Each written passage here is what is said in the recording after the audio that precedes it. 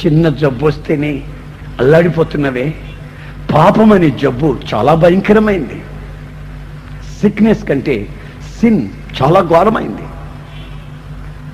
Cancer పుండైనా లేటుగా ప్రాకుతాదేమో కానీ పాపం అనేది క్షణాలలో నీ అరికాల నుంచి నడినెత్తి వరకు ప్రాకుతా. క్షణంలో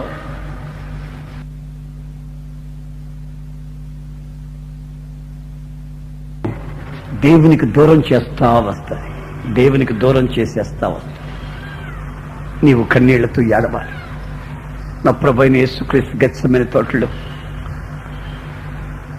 రోదన చేస్తూ మోకరించి కన్నీళ్లతో ఏడ్చాడని హెబ్రీ పత్రిక 5వ అధ్యాయంలో రాయబడి ఉంది.